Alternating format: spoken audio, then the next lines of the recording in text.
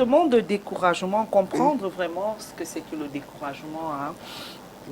Quand on parle de découragement, voilà, les difficultés qui s'accumulent, les mécanismes qui nourrissent le découragement.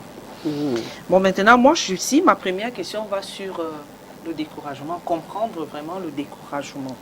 Quand on parle de découragement, Catherine, de quoi parle-t-on exactement?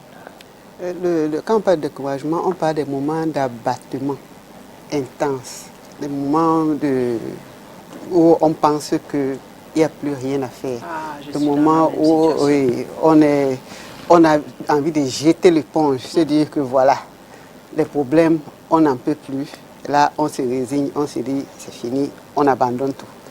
C'est ça le découragement. On perd espoir complètement. On se dit que tout ce qu'on peut faire, même quel que soit ce qu'on va faire, on ne va plus trouver la solution à notre problème. Et c'est ça.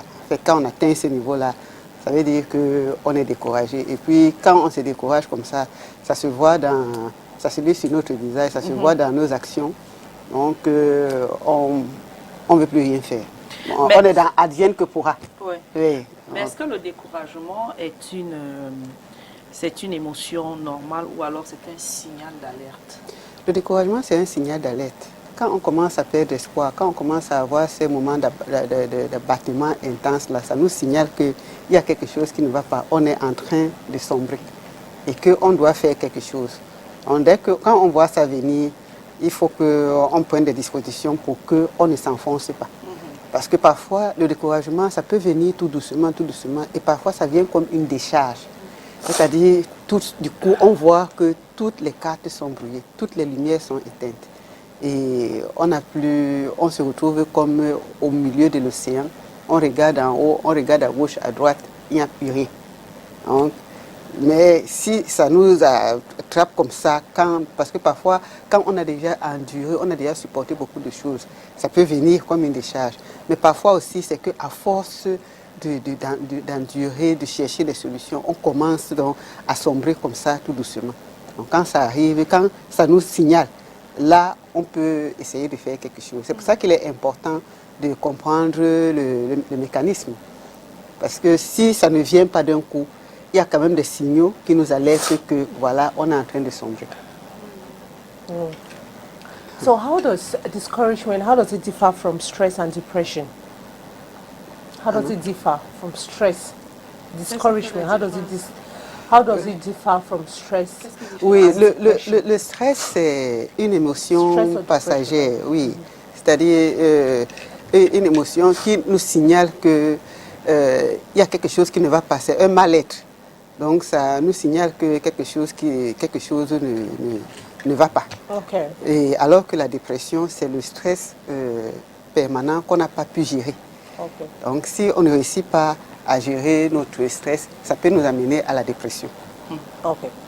Now, why do difficulties sometimes feel heavier when they come one after another?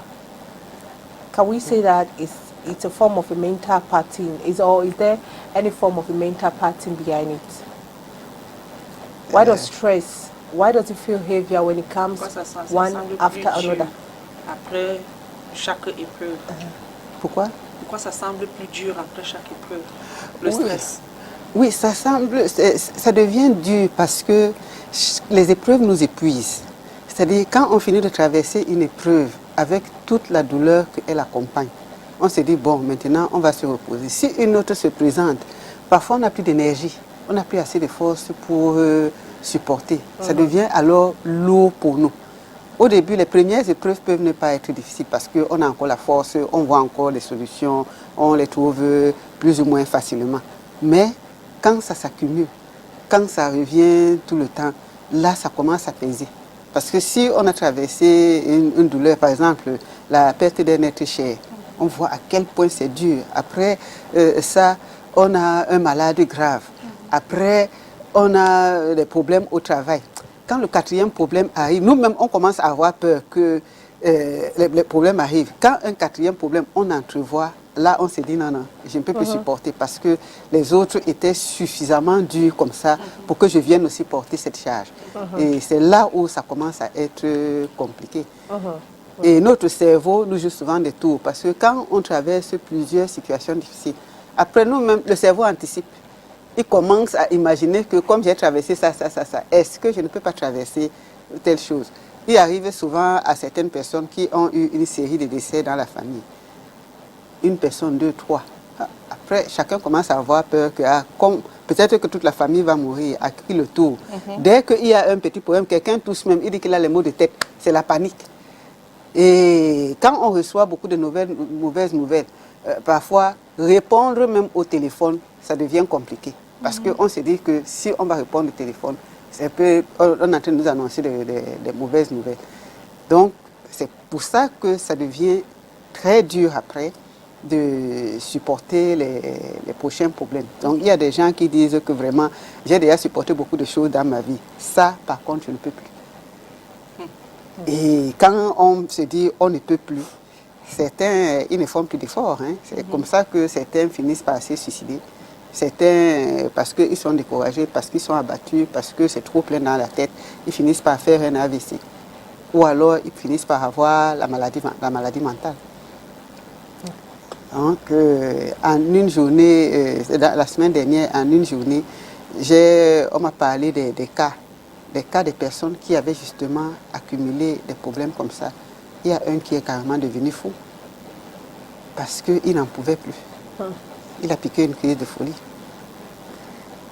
C'est ça, c'est pour ça que les difficultés, vraiment, c'est important. Même quand on connaît les mécanismes là, il peut nous arriver de ne pas les voir parce qu'on est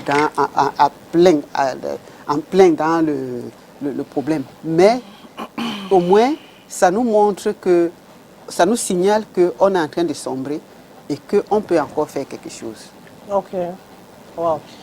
Et quand on parle justement des mécanismes psychologiques ou émotionnels qui alimentent le découragement, quels sont les mécanismes psychologiques ou émotionnels qui alimentent le découragement? Il y a la perte de l'espoir. Nous tous, nous avons souvent entendu que l'espoir fait vivre. Parce que quand on a espoir, quand on est dans une situation difficile et qu'on a espoir qu'elle va changer, là, on se bat. Si aujourd'hui, on a pris un crédit, par exemple, on se dit que c'est pour une bonne cause. Maintenant, la vie est dure. Si on sait que notre crédit va finir dans 3 mois et qu'on va encore avoir notre salaire et tout ça, l'espoir, là, fait en sorte qu'on se dit que non, d'ici 3 mois, je ne vais pas mourir, je supporte. Si on n'a pas mangé hier, on n'a pas mangé avant-hier, et qu'on a l'espoir que on va avoir de l'argent dans les jours qui suivent, l'espoir là nous fait vivre. Si on est en location, on souffre en location, et qu'on est en train de construire notre maison, l'espoir là nous donne la force. Parce qu'on se dit, de toutes les façons, je ne vais plus dépenser l'argent, je ne vais plus avoir tel problème parce que désormais je serai chez moi. Mais la perte de l'espoir, ça nous donne l'impression que notre situation est définitive. Et ça, c'est le premier problème. Donc, notre cerveau enregistre qu'ici, là, il n'y a plus espoir. Donc, notre situation est définitive. On ne peut plus rien faire. Après la perte de l'espoir, il y a la perte de l'énergie. Parce que quand on s'est déjà beaucoup battu, après, on n'a plus assez d'énergie. Et la perte de l'énergie, là, ça nous amène à baisser les bras. On se dit, bon, maintenant, je n'ai plus la force. À quoi bon continuer à lutter? Donc, autant me résigner, je baisse les bras. Advienne que pourra. Et quand on est dans cet état d'esprit-là, on va donc dans l'anxiété. L'anxiété fait que le film des choses négatives traverse notre cerveau tout le temps. Parce que ça traverse en boucle. Parce que l'anxiété, c'est quoi? C'est la peur que quelque chose va nous arriver. Donc maintenant, on n'a plus espoir, on n'a plus d'énergie, on se dit que bon, tant pis, on laisse tomber. Et l'anxiété, là, vient alors nourrir tout ça. Et les idées négatives commencent à passer en boucle. Oh, peut-être qu'il va m'arriver telle chose, et peut-être qu'il va m'arriver autre chose. Et ça commence à nous épuiser. Après, quand on est dans cette situation aussi, on a l'impression que on ne voit que les obstacles. C'est-à-dire notre cerveau enregistre seulement les obstacles. Oui, on ne voit plus d'issue. C'est-à-dire l'espoir qu'on avait au début, comme c'est parti, on n'a plus d'énergie, on se dit que bon, ben, ça ne vaut plus la peine. Et là, le cerveau commence à enregistrer les obstacles. Mais quand bien même on veut penser, on n'a même plus la force de penser à quelque chose de bien. Parce que c'est des obstacles qui envahissent notre cerveau. Et enfin, on a le sentiment d'impuissance. Le sentiment d'impuissance, c'est qu'on se dit, c'est fini, il n'y a plus rien à faire, même si ce n'est pas le cas. Donc c'est là où alors on est en plein dans le découragement. On dit qu'on est impuissant. La situation, c'est non, c'est fini. Donc, ces 5 points, il y a beaucoup de points, hein, mais les 5 points principaux là sont des signaux d'alerte que là, on est en train d'entrer dans le découragement. Et ça se suit. Mais comment reconnaître qu'on est en train de basculer dans le... Oui, c'est ce que j'explique. Quand on perd espoir, par exemple. Signes, quels sont les signes? Oui, la perte de l'espoir. Oui, c'est-à-dire l'espoir nous donne la force de lutter. Mais quand on perd l'espoir, on se dit que notre situation est définitive. Donc, du coup, ça nous prend, ça nous bouffe l'énergie. On n'a plus l'énergie parce que l'espoir nous donne aussi l'énergie d'aller travailler. Maintenant, si on n'a plus cet espoir-là, on n'a plus d'énergie, on se dit que bon, tant pis, la situation est compliquée, on n'a plus envie de se battre. Et ça, l'autre signal, c'est l'anxiété. On n'a plus d'espoir, on n'a plus d'énergie. Donc maintenant, on est anxieux, on ne sait pas ce qui va nous arriver. On commence à penser à ce qui pourrait nous arriver, même si ça ne va jamais nous arriver. Mais c'est ça qui tourne en boucle dans notre cerveau. Et après ça, on a les obstacles. On ne voit que les obstacles. Parce que les 3 premiers signes-là sont déjà, on les a déjà enregistrés. Maintenant, on ne voit que les obstacles. C'est-à-dire la situation, sinon, ça, je ne peux pas faire ça, je ne peux pas faire ça. On voit tout ce qui va nous arriver de mauvais. Et c'est ça qui entraîne alors le sentiment d'impuissance. Donc, quand on atteint le sentiment d'impuissance, là, ça veut dire que là, c'est la boucle, le découragement. Il n'y a rien à faire. Cette situation-ci, autant laisser tomber, autant abandonner parce que je ne pourrai jamais trouver la solution. Donc, on arrive à penser à ça, même si ce n'est pas le cas. Et c'est là où le découragement s'installe donc. Et quand le découragement s'installe, ça nous broie parce qu'il n'y a pas d'espoir, il n'y a pas d'énergie, il n'y a plus la force, il n'y a plus... et on est anxieux, on ne voit plus aucune issue.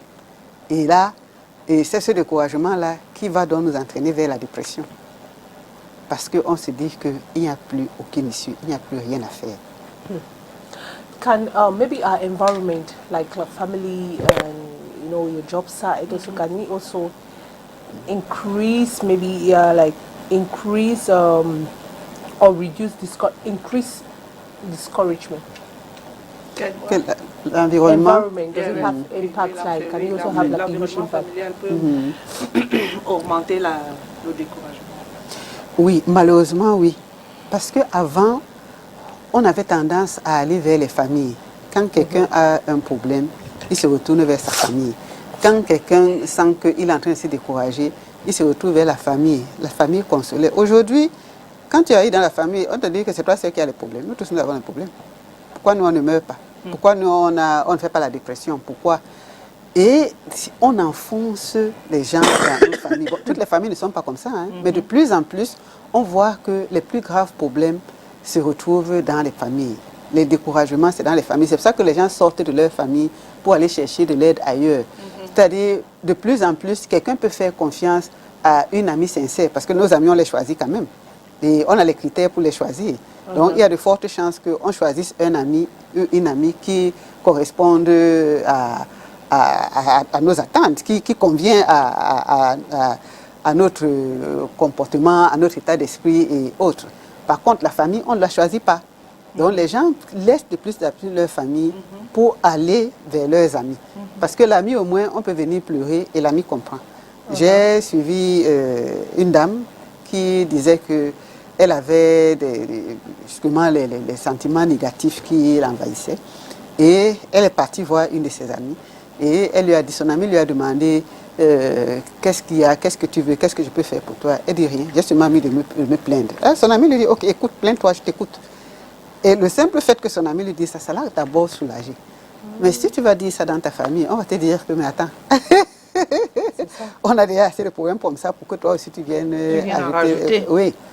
Et quand bien même tu essayes de dire à la famille que non, là, ça ne va pas, on t'enfonce d'avant, on te met même la pression que tu exagères. Et on commence à appeler même d'autres personnes pour te dire que non, non, il faut que tu arrêtes. Et c'est comme ça que beaucoup de gens sombrent. Les problèmes qu'on peut résoudre facilement, parfois laisser quelqu'un, si on ne peut pas l'aider, on le laisse se rétablir, se reposer un peu pour reprendre des forces. Non, on enfonce plutôt dans les familles. Donc les familles qui nous écoutent vraiment doivent savoir que les problèmes de dépression, les problèmes de santé mentale sont très très sensibles. On peut voir quelqu'un habillé bien, coiffé, avoir le make-up comme nous avons là, alors que la personne est en train de mourir à I'm l'intérieur. telling you. Oui. And it's the same thing we're talking about, that sometimes you look at someone's physical appearance, you think that they are okay, they're deep inside. Don't judge les gens like Pas l'apparence. l'apparence. Oui, On oui, te oui, regarde, oui. dit que non, tu es ok, alors que À l'intérieur, c'est grave. you're not okay, you're so stressed, Oui. you're depressed, you, in fact, Oui, a oui, lot oui. is just happening in your life. Oui, Et oui. majorité des gens ne parlent pas. Hein. Oui. Most people do not talk. Les gens ont peur de parler, les gens ont peur d'être jugés, les gens ont peur qu'on les rabroue, les gens ils ont peur de beaucoup de choses. C'est pour ça que les problèmes de santé mentale s'aggravent de plus en plus. Moi, heureusement, l'OMS est en train de prendre les problèmes de santé mentale en main. Je fais Oui, beaucoup oui, de oui. formations Oui, oui, avec oui, ça, c'est vrai quand même. oui, C'est vrai. et l'accompagnement psychosocial. L'OMS, bientôt, ceux qui veulent se former, qu'ils se forment dans l'accompagnement psychosocial parce que l'OMS met l'accent dessus. J'ai évalué le travail que je fais avec l'OMS. Je remplis tous les critères. Donc, il est important que les gens fassent l'accompagnement psychosocial parce que ça aide, ça prend l'aspect global. Et c'est pour ça que le programme de l'OMS qui va, je crois, jusqu'en 2030, met l'accent dessus. Donc, les familles doivent comprendre qu'il ne faut pas toujours regarder les apparences. Il ne faut pas toujours même dire que dans notre famille, il n'y a pas telle chose. Pourquoi toi, tu veux faire ça? Dans notre famille, on est fort. Dans notre famille, on ne parle pas, on garde nos problèmes. Non. Laissez les gens exprimer leurs sentiments négatifs. Les gens sont de plus en plus malades, même dans les églises. Même dans les églises, il y a beaucoup de malades. La religion, c'est un côté de nous qui nous apaise. Mais les gens réussissent à être malades quand bien même ils sont dans les endroits où on leur apporte l'apaisement. Donc ça veut dire que l'heure est grave. C'est une situation extrêmement difficile. Donc, prenons au sérieux les mécanismes qui nous amènent vers le découragement. Je reprécise que l'espoir est très important pour nous. Quand quelqu'un est malade, il est couché sur le lit d'hôpital, qu'est-ce qui l'amène à se battre? C'est l'espoir. Il a espoir que quand le médecin va donner le traitement, ça va marcher. Même s'il fait 1 mois, 2 mois, 3 mois, si quelqu'un s'est cassé le pied, il se dit que bon, au bout de 3 mois, je vais guérir, je vais marcher. Et c'est l'espoir qui fait ça. Mais quand on perd espoir, ça se bloque dans la tête. Les gens qui ont le cancer, par exemple, ils perdent espoir. C'est pour ça que leur traitement devient difficile. Dernièrement, j'ai assisté à une conférence sur le cancer à l'hôpital La Quintini. Et il y a une dame, une jeune fille qui disait aux panélistes qu'il nous donne les exemples des gens, les exemples des personnes qui ont guéri du cancer. Parce qu'eux-mêmes, les spécialistes, disaient qu'il y avait un psychologue, un professeur en psychopathologie. On a expliqué que c'est lui qui porte les malades de cancer et les autres psychologues. Parce que quand ça bloque dans la tête, même si on donne n'importe quel traitement, c'est difficile que ça marche. Donc la jeune fille dit qu'on leur donne les exemples de personnes qui ont guéri du cancer pour que ça nous aide. Heureusement, il y avait des dames dans la salle qui ont guéri, qui ont créé une association. Donc du coup, ça a apaisé beaucoup de gens qui étaient là. Ça redonne espoir. Mais quand il n'y a pas d'espoir, quelqu'un se dit, ça sert à quoi? Même si on me donne n'importe quoi, si ça ne va pas changer, ça ne sert à rien. Donc, regardons, si on voit qu'on commence à perdre espoir, ça veut dire que le découragement n'est pas loin. Si on commence à perdre l'énergie, on n'a plus la force de lutter. Ça veut dire qu'on n'est pas loin du découragement.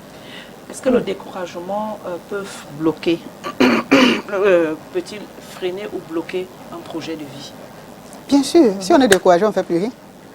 Bon, le découragement, c'est quand on a déjà tout perdu. On a perdu espoir complètement. On est impuissant, on n'a plus d'énergie, on n'a plus de force, on ne voit que les obstacles. Et c'est les mauvaises idées qui passent en boucle dans notre tête. Comment est-ce qu'on peut avoir encore réalisé des projets quand tout est noir dans la tête, tout est rouge, tous les signaux sont rouges? On ne peut plus. On baisse les bras et on se dit que bon, ben, advienne que pourra. Et quand on se sent, je veux dire, comment je vais dire ça? Quand on ne trouve plus... on trouve la force. La force, justement, la force de pouvoir se battre, parce qu'on se retrouve souvent dans une situation, c'est comme si c'est comme une spirale. Ça s'enchaîne. Parfois, on a des idées, on a des idées qui germent dans notre cerveau, parfois de s'évader, soit de se suicider. Et maintenant, quand on est face, comment on peut donc retrouver une sorte d'énergie? C'est-à-dire, quand on est face à ce genre d'idées, parce que ça parle souvent, on devient... Oui. Comme s'il est fouet. C'est important de souligner ça. Parfois, tu as envie de fuir. Oui. Parce que tu te dis que... Tu vois un médicament, là, tu dis que je prends même ça. Oui. Tu commences à entendre les voix dans ta tête. Des voix qui te parlent. Et quand on est déjà à ce stade-là, ça veut dire qu'est-ce que c'est? Ça veut dire que le mental est déjà terriblement atteint alors? Quand on entend les voix, parce que ça veut dire qu'on est déjà à un top niveau de dépression, il faut consulter. Il faut consulter. Et quand on a des idées suicidaires qui germent, oui, qui sont fortes, il faut consulter un médecin. Parce que le médecin, le psychiatre donne un traitement médical qui répare ça. Et il faut avoir un accompagnement psychologique. Donc les idées là, mais parfois c'est que le trop plein là fait qu'on a envie de craquer. Tu te dis que je peux m'enfuir, je reste même faire quoi ici? Ou bien si je me suicide, ça se passe. Quand c'est passager, c'est aussi un signal que on ne va pas bien du tout. Parce que comme tu dis, on se retrouve comme dans une spirale. Il y a trop de nœuds. Maintenant, on veut faire comme ça, c'est noué. On veut aller là-bas, c'est noué. On veut aller là-bas. On ne voit plus aucune issue. Donc, c'est là où on commence à se dire que mais, ça ne sert plus à rien. Comment est-ce qu'on peut sortir de cette spirale? L'erreur que nous tous, on commet souvent, c'est qu'on a envie de balayer tout d'un revers de la main. Or, ce n'est pas possible. Donc, ce qu'on doit faire, c'est que quand on est dans un tunnel, qu'est-ce qu'on fait? Est-ce qu'on a envie de courir pour trouver le bout du tunnel? Non. On cherche des moyens tout doucement, un pas après l'autre, un pas après l'autre. Quand la situation s'aggrave comme ça et qu'on a comme une décharge de peur, de mauvaise humeur et autres, la première chose que nous devons nous efforcer, je dis bien nous efforcer parce que ce n'est pas évident à faire, c'est être calme. Okay. On est calme, on réfléchit. Maintenant, on commence à chercher les issues de sortie. Parce que s'il y a plein de nœuds, ça veut dire qu'il y a aussi plusieurs possibilités de solutions. Donc, on commence à chercher les issues de sortie. Si on voit une première issue, ça doit nous redonner espoir. Que si on a pu sortir de telle situation, ça veut dire qu'on peut aussi sortir de telle autre. La deuxième issue va nous donner le courage de chercher la troisième issue, jusqu'à ce qu'on trouve une solution définitive. Mais si on veut que tout soit balayé comme ça, qu'on efface tout ça, c'est compliqué. Et il faut savoir que quand il y a les nœuds, on prend le temps de dénouer. C'est pour ça que c'est difficile, que c'est extrêmement compliqué. Il y a des gens qui sont forts, hein. Ils sont forts physiquement, mentalement et tout ça, mais quand ça cogne tout le temps, là, on finit aussi par s'épuiser. Donc, quand on est épuisé comme ça, physiquement, mentalement, le mieux serait qu'on cherche les petites solutions et qu'on aille vers les gens qui peuvent nous comprendre. Parce que ceux qui ne nous comprennent pas nous enfoncent. Si j'ai un problème, je vais chez Mambombo, je sais qu'elle va sourire, elle va m'écouter. Elle va, même si elle n'a pas la solution, l'écoute quand même. Après, je viens chez Mireille Grace, je vois qu'elle peut m'apporter une petite solution. Ça donne espoir. C'est-à-dire, c'est comme si on était enfermé quelque part et on a commencé par ouvrir les fenêtres. On voit, il y a la lumière du soleil. On ouvre la porte. OK, il y a quand même l'air qui entre. Après, on sort. Nous-mêmes, nous voyons, nous restons à l'extérieur. C'est comme ça. Donc, les personnes aimantes, les personnes compréhensives jouent un rôle très important dans nos moments difficiles. Difficile. Oui. Et comme on souligne, les moments difficiles, ce n'est pas des moments passagers, hein, des moments qui perdurent. Oui, ça perdure, vraiment. Oui. Quelqu'un peut aller même sur 6 mois, 1 an, oui, 2 oui, ans, oui. 3 ans, 3 4 ans, oui. Oui, oui, oui, oui. Oui, oui. C'est comme moi, je connais une dame. Je ne sais pas. I don't want to conclude that maybe she's depressed, but I have the impression like she's not okay.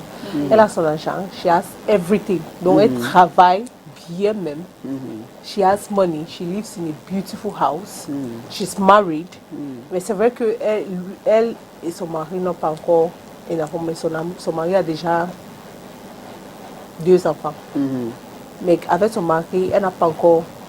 Mais when you see her, la façon qu'elle habille, parfois même elle peut sortir comme ça là, sans même peigner les cheveux. Elle dit que non, elle aime rester comme ça. Je dis, you know when you just get up in the morning, donc tes cheveux sont, elles sont, parfois elle porte les trucs ici comme ça là, elle est ouverte, elle part donc sa façon même d'habiller. Je disais même à quelqu'un que je ne sais pas pourquoi il y a quelque chose qui est en train de me dire que la dame là, she's depressed, mais elle aussi elle ne connaît pas. Oui. Is it possible for somebody to be in depression without knowing that you're depressed? Oui, quand la dépression s'installe, parfois toi tu es dans le négatif, tu as déjà accepté dans ton cœur que tu es dans le négatif. Elle a un problème réel. Si elle est comme ça se comprend. Elle n'a pas d'enfant. Et Dieu sait que quand tu n'as pas d'enfant dans un mariage et que ton mari en a 2, quand tu en as et que lui, il en a d'autres, c'est pas évident. Donc quand toi, tu n'en as pas du tout et que ton mari en a, c'est encore plus compliqué. Donc maintenant, on commence à négliger, elle peut commencer à se négliger tout doucement, tout doucement, tout doucement. Après, ça s'installe. C'est-à-dire, on voit l'argent et tout ça. L'argent même, ça devient devant toi comme c'est rien. L'argent, ça me sert à quoi quand je n'ai pas d'enfant? Oui. C'est ça. Je vais me coiffer pourquoi quand je n'ai pas d'enfant? C'est elle qui sait ce qu'elle subit dans son mariage. Hein. Donc, elle peut se demander que la coiffure, là, ça ne sert à rien. Nous tous, ça peut nous arriver que quand c'est mauvais, quand on enlève les perruques, là, quelqu'un serre le cœur pour ne pas pleurer. Parce que la dépression, le stress nous a déjà envahis. Oui. Now, Catherine, can past experience or unresolved trauma make someone vulnerable to feeling discouraged? Alors là, can past experience or unresolved trauma make someone more vulnerable to feeling discouraged? Past experience. Oui. Est-ce que l'expérience du passé, ça peut can it make someone more vulnerable? Ça peut rendre la personne plus vulnérable? Bien sûr. Même ce qu'on a vécu dans notre enfance. C'est pour ça que quand on est dans l'environnement social, même en entreprise, certaines personnes peuvent avoir certains comportements. Et quand on va regarder, on voit que soit ils ont eu les problèmes dans leur enfance, soit des problèmes passés les ont transformés. Ça peut rendre vulnérable. Une personne qui a été violée, par exemple, pour reprendre l'estime de soi, c'est un peu difficile. Ça peut jouer sur sa psychologie, ça peut jouer sur son travail, même dans son mariage, à long terme. Une personne qui a été méprisée, maltraitée, il y a des gens qui n'ont pas vécu avec leurs parents, qui ont été dans les familles d'accueil.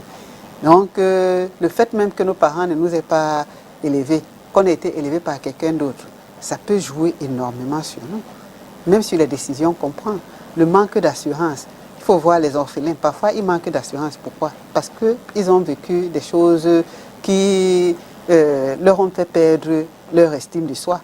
Donc, et parfois, ceux qui étaient mariés, par exemple, une femme qui est mariée, qui a été mariée, qui a été rejetée par son mari, divorcée et tout ça, elle peut se dire qu'elle ne vaut rien.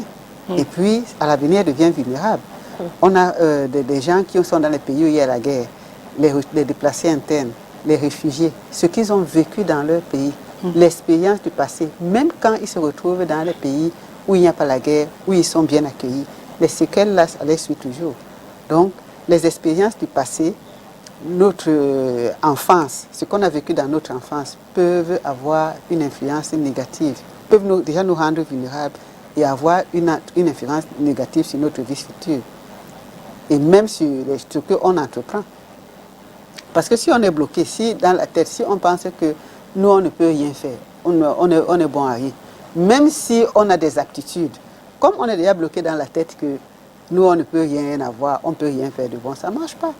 Il y a des gens qui disent qu'ils ont le sang de Makero, ou bien le sang de Makero est comment, je ne sais pas. Donc, quelqu'un dit que moi, avec mon sang de Makero, si rien ne peut marcher. Parce que la personne a déjà accepté dans sa tête que c'est comme ça. Ok, il n'y a plus rien à faire. D'accord. Allez, on va prendre le Vox Pop.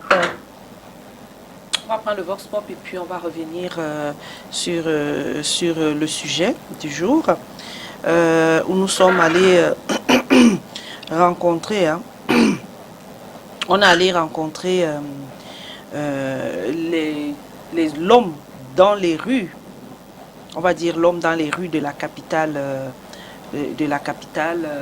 politique, où on leur a posé la question, avez-vous déjà traversé une période de grand découragement, parce que c'est la question qu'on leur a posée personnellement, et on leur a aussi demandé comment ils ont fait pour s'en sortir. Thierry, on a tendu le micro à l'homme dans les rues de la capitale politique de Yaoundé, et voici ceci. Si, j'ai passé des périodes très difficiles même, où il fallait se décourager. Et cette période était suite d'une information où les gens m'ont pris par la sorcellerie. On devait me manger en sorcellerie et j'ai été découragé de la vie. Malheureusement, je n'étais pas malade pendant cette période, mais la maladie est arrivée bien après. Bon, la seule chose que j'ai faite, c'est que je ne me suis pas emporté. Je n'ai pas été violent avec ces gens, bien l'ayant connu les communautés, mais je n'ai pas été violent. J'ai passé tous mes temps dans les prières et demandant au Seigneur que cela puisse se faire dans sa volonté. Et c'est passé. J'ai eu des orientations où il fallait pallier à ces phénomènes de traitement partout, par-ci, par-là. Mais je ne me suis pas affolé. La seule chose que j'ai faite, c'était mettre en prière et aller où partout on disait que je parte pour trouver la guérison. Bon, ce qui est sûr, c'est que j'ai eu à passer des périodes très difficiles dans ma vie. Et en ce moment, j'ai surmonté comment, parce que d'abord dans la vie, quand tu es en difficulté, il faut d'abord avoir la foi. Et quand tu as la foi en soi, les difficultés vont partir et il faut beaucoup plus prier. Parce que la prière te ramène la foi.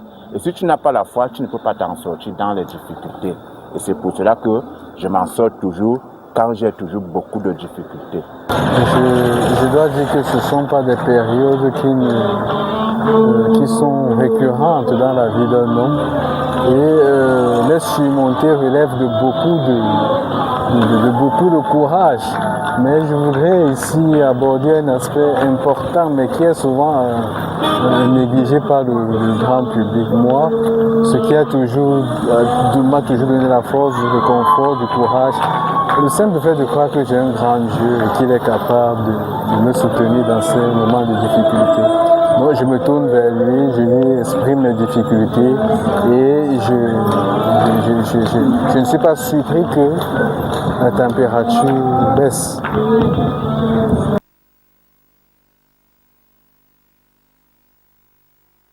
En plateau, chacun a donné son plan de sortie ici, quand ils sont face à des difficultés. Bon, mais quelles sont les premières choses à faire quand on se sent submergé? Comment pour sortir? Quand on se sent submergé, il faut parler. Ah. Oui. Et quand tu n'as pas envie de parler, si tu parles et que c'est toujours le même problème qui revient, et tu as peur que les gens pensent que tu déranges avec le même problème depuis, tu vas parler encore comment? Si tu as des problèmes d'argent et que tu ne se résous pas, n'est-ce pas, tu vas parler. Je disais tout à l'heure qu'il faut choisir les gens à qui on parle. Nous tous, nous connaissons notre environnement. Si on veut parler, on a envie de s'ouvrir. Nous savons vers qui aller. Parfois, on ne veut pas, on va partir, on va peut-être choisir de partir chez notre ami qui a le plus d'argent, qui a la voiture et tout ça, parce qu'on pense que comme elle a les biens matériels, la solution c'est là-bas. Oui, non, c'est ça. Choisissons des personnes qui ont une bonne disposition de cœur, riches ou pauvres. Il y a des gens qui ont une très belle expérience, ils ne sont pas bien matériellement, mais ils sont stables. Et des gens qui nous aiment, des gens qui sont prêts à nous écouter. Les gens qui sont conscients qu'un problème ne se balaye pas d'un revers de main. Donc, écoutons leurs conseils. Parce que quand on va pleurer vers quelqu'un, vers des gens, et qu'ils nous donnent des conseils, il faut qu'ils voient aussi qu'en retour, nous mettons leurs conseils en pratique. Parfois, quand on ne met pas les conseils en pratique, on revient voir les mêmes personnes pour les mêmes problèmes. Ils ne sont plus contents. Mais le problème peut avoir beaucoup de tournures. Donc, si on revient, j'ai essayé de faire telle chose, voilà que ça s'est transformé en telle manière ou telle autre, la personne peut comprendre. Sur cette terre-ci, celui qui se moque des gens qui ont des problèmes, c'est parce qu'il veut, parce que nous tous, nous sommes amenés à traverser les situations difficiles. Si ce n'est aujourd'hui, ce sera demain. Un jour, on va toujours traverser une situation difficile parce que donc, celui qui se moque de nous aujourd'hui peut nous admirer demain. Peut-être que c'est lui qui aura besoin de nous demain. Donc, la deuxième chose, c'est qu'il faut écrire. Il faut matérialiser, écrire. Quand je dis, il faut exprimer ses sentiments négatifs en écrivant. Il faut écrire ça quelque part. On prend une feuille, on écrit tout ce qu'on ressent. Ça nous soulage. Ça fait qu'on libère notre cerveau, on vide notre tête, on met les choses par écrit. Et il faut aussi consulter un spécialiste en santé mentale, peut-être un psychologue ou un psychiatre, quand on voit que ça devient grave. Si on commence à avoir des idées suicidaires, si on passe des jours sans dormir, les vraies nuits blanches, hein, parce qu'il y a des gens, quand ça devient dur, là, ils ne dorment plus du tout. Donc quand quelqu'un voit qu'il a déjà fait 1 jour, 2 jours, 3 jours sans dormir, il a passé vraiment des nuits blanches, ou bien qu'il est surexcité. C'est-à-dire, quand on a des problèmes, certaines personnes ne veulent plus réfléchir. Ils se mettent donc à travailler sans arrêt. Donc, tous ces signaux-là, quand on les a, il faut aller consulter absolument. Maintenant, parfois on a besoin de repos. On a besoin d'un peu de repos parce que les difficultés nous épuisent. Mais trop de repos aussi, ce n'est pas bon. Nous devons éviter de nous isoler. Quand on rentre, on s'enferme. Si on est obligé de venir au travail, déjà au travail, on parle avec personne. On rentre, on est seul, on parle avec personne. On rentre à la maison, on s'enferme. Non, nous devons changer nos habitudes. C'est-à-dire, le désir de s'isoler doit être aussi un signal d'alerte. Quand on n'a plus envie de voir les gens à l'extérieur, ça doit nous signaler qu'il y a quelque chose qui ne va pas. Donc, parmi les solutions qu'il faut chercher, c'est le sortir, aller rencontrer les gens. On doit faire le sport. On ne se rend pas compte, mais le sport est très important. Very important. Oui. Le sport nous permet de libérer beaucoup nos émotions. Parce que parfois, quand c'est plein là, les gens peuvent souvent se suicider. Pourquoi? Il y a des gens qui déchirent les habits sur eux, ils se tirent les cheveux parce qu'ils ont envie de libérer la colère qu'ils ont quelque part. Par contre, le sport permet qu'on libère notre colère. Il faut aussi faire du bien aux autres. C'est difficile, hein? On voit dans beaucoup de services. Par exemple, quelqu'un peut arriver au travail. Tu es à la réception. Un usager vient. Bonjour, tu ne réponds pas. Pourquoi? Parce que tu as tes problèmes. Tu travailles à l'hôpital, les malades arrivent, ils t'énervent. Les problèmes ne finissent pas. Nous tous, on a des problèmes. Nous, on travaille pour aider les gens. Mais parfois, on marche avec nos problèmes. On va aider quelqu'un qui a tout ce que nous n'avons pas. Mais nous sommes en train d'aller aider alors que nous sommes dans une situation extrêmement difficile. Donc le fait de faire du bien aux autres, ça aide aussi. On arrive à l'hôpital, dans les hôpitaux, on dit non, c'est parce qu'ils ne sont pas bien payés. Non, venez au travail, faites du bien aux autres. Quand j'ai commencé ma formation sur les premiers secours psychosociaux, on nous avait dit que vos problèmes, on s'en fout. Vous avez un client, comme on l'appelle dans notre jargon, recevez le client. c'est pas lui le responsable de vos problèmes. Chacun a ses problèmes. Donc, dans l'endroit où on se trouve, comme nous, on est en train de faire des émissions aujourd'hui, chacun de nous a ses problèmes.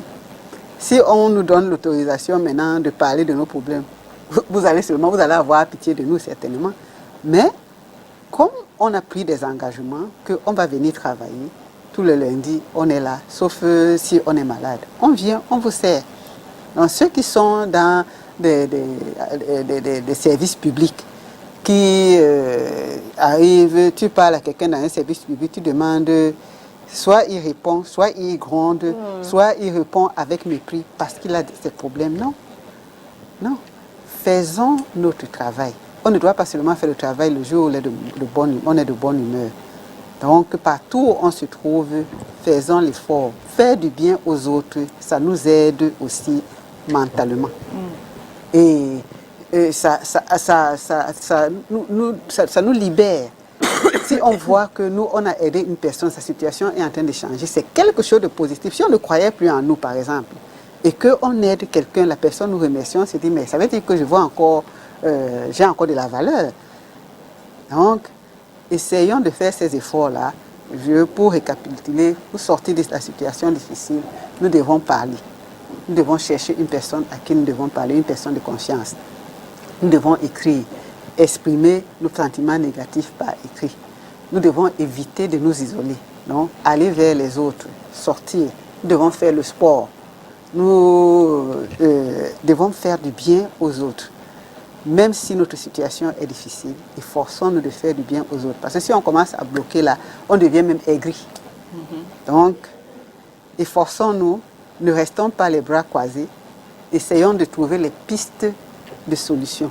Parce que quand les problèmes s'accumulent, ça veut dire qu'il y a aussi beaucoup de solutions. Donc ne cherchons pas à résoudre tous les problèmes d'un coup, d'un revers de la main. Essayons de les résoudre étape par étape. Chaque fois qu'on va trouver une petite solution, ça va nous encourager à trouver une deuxième, une troisième, une quatrième. Finalement, on va se dire, j'ai passé 3 années difficiles, mais j'ai réussi à les surmonter. Et quand on surmonte nos problèmes, finalement, les gens nous admirent. Hein. Ceux qui se moquent de nous, qui ne sont pas capables de résoudre leurs problèmes, quand on surmonte nos problèmes, on devient des personnes mûres, des personnes admirables, des personnes vers qui d'autres personnes veulent partir. Donc, ne nous décourageons pas. C'est facile, c'est plus facile à dire qu'à faire, hein, mais faisons l'effort de ne pas arriver jusqu'au découragement. Et allons toujours vers la solution à nos problèmes. What should be the reaction of people when someone comes to, explain their problem to you? Si par exemple, j'ai toujours les problèmes, je dis tout le temps à Mireille, et like, how is she, parce que parfois aussi c'est la façon que la personne va réagir, qui va faire, like, it's going to push me to come again and, explain those problems again. Et parfois on dit, tu déranges tous les jours, même problème, on est fatigué. So it will make you to, mieux je me tais. I don't need to tell anybody about my problem because each time I want to, maybe they shun me completely. Je reviens sur le choix de la personne à qui on va parler. Moi, j'ai parlé avec Mireille pendant longtemps. J'ai vu qu'on peut voir un problème alors que le problème là a entraîné tel autre. Si on ne discute pas avec la personne, on peut penser qu'elle vient nous dire les mêmes choses tout le temps. Alors que son problème là a beaucoup de ramifications.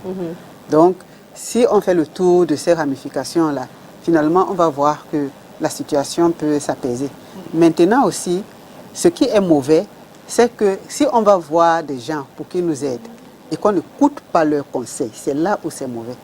Mais si on essaie de mettre les conseils en pratique, là on voit que la personne a évolué. Quand elle revient nous parler une autre fois, on va dire que voilà, on va résoudre tel pan de ce problème.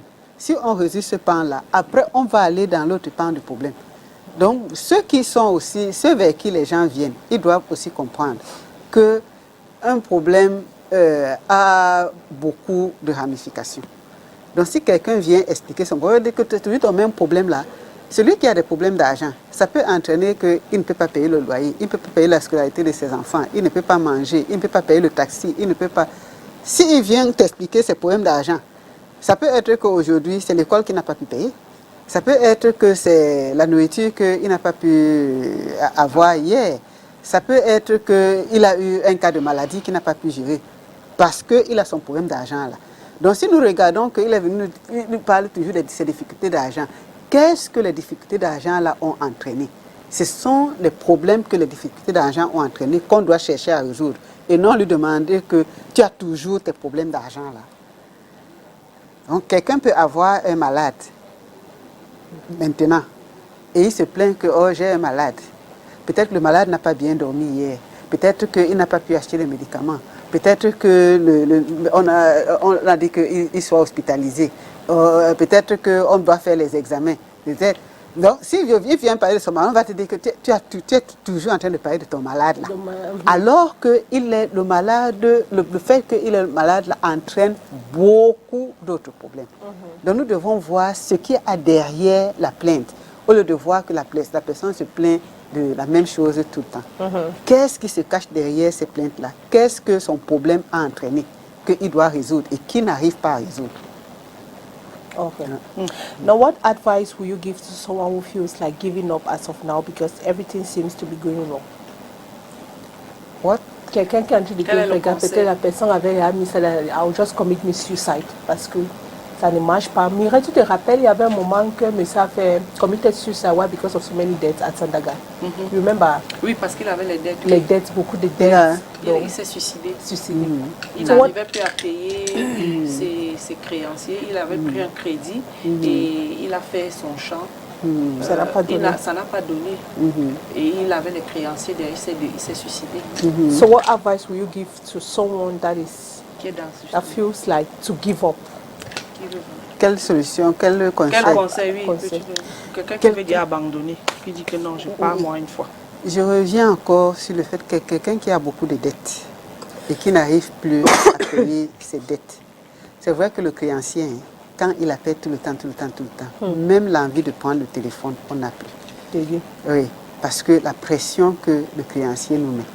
Donc quand on a des problèmes comme ça, essayez de voir. Le monsieur, par exemple, il avait une dette. Il a essayé des affaires qui ne marchent pas. Qu'est-ce Non, que... il a toujours été dans ces affaires-là, mais Oui. sauf que cette fois, Cette fois-là, ça n'a pas marché. Au lieu de se suicider. il avait les créanciers, et vous savez comment les créanciers savent mettre la pression. Oui. Parfois, quand on a des problèmes, on a même, s'il avait peut-être un champ qu'il a fait, est-ce qu'il a des batteries, les choses à vendre? Parfois, il vaut mieux qu'on perde tout ce qu'on a, au lieu qu'on se suicide. J'ai des créanciers, j'ai les biens. Qu'est-ce que je fais? Je commence à négocier avec les créanciers là. Qu'est-ce que je peux faire? Qu'est-ce que je ne peux pas faire? Qu'est-ce que je peux diminuer dans mes charges? Si je vends ça, je vends peut-être la maison, je vends peut-être mon champ. Qu'est-ce qui va me rester? Est-ce que je peux me relancer? Je peux prendre une partie d'argent pour me relancer. Donc, dans chaque problème, on essaye de trouver une petite issue. Dans chacun de nos problèmes. Si on ne fait pas ça, si on ne veut pas lâcher, on pense qu'on doit absolument trouver la solution à tous les problèmes. On meurt, il est mort, il a laissé certainement d'autres biens parce qu'il était toujours dans ces affaires-là. Donc, il a laissé d'autres biens. Essayons de trouver des solutions. Que nous accrochons à rien. Quand tu dois 10 millions à quelqu'un, Ouais. Tu même jusqu'à 10 millions. Parfois, quelqu'un t'appelle pour ses 10 000. Hein. 10 000. Il te pourrit la vie pour 10 000. Tu as l'impression que tu vas travailler toute ta vie, tu ne veux pas avoir les 10 000. Les 10 000. Il t'appelle, il t'insulte, malhonnête et tout. They threaten you even. Oui. I shall never be well with you because of 10 million. Vraiment. voilà, merci vraiment à Catherine Etondé. Merci. Il y a des jours où tout commence plus lourd, des moments où les difficultés ne viennent pas seules, mais s'accumulent silencieusement. Et dans ces moments-là, le découragement peut s'installer presque sans prévenir. Mais aujourd'hui, comme je disais, nous avons choisi de parler de ceci avec Catherine Etondé. Merci vraiment à vous, chers téléspectateurs, et merci à Catherine Etondé pour la justesse de son regard sur la profondeur de ses mots. Ainsi. Parce qu'au fond, ce que cette émission nous rappelle, c'est que même dans l'accumulation des épreuves, il existe toujours une possibilité de se relever. Le découragement fait partie du chemin, mais il ne doit jamais écrire la fin de votre histoire. Merci de nous avoir suivis. Et on se retrouve très bientôt pour un autre numéro, 2 rendez-vous. Merci à vous, merci à Cathy. Merci à Cathy encore. Dieu Cathy. Dieu Cathy. Ne nous décourageons surtout pas. Le découragement n'est pas la fin de notre histoire. Le plus important, c'est de se relever. Et si on reste, on garde un mental fort, on pourra sortir de là avec plus de maturité. On se retrouve demain quand il sera 10h, Cathy. Definitely. Restez en compagnie des programmes de STV. Bon midi. Gosh. Ciao.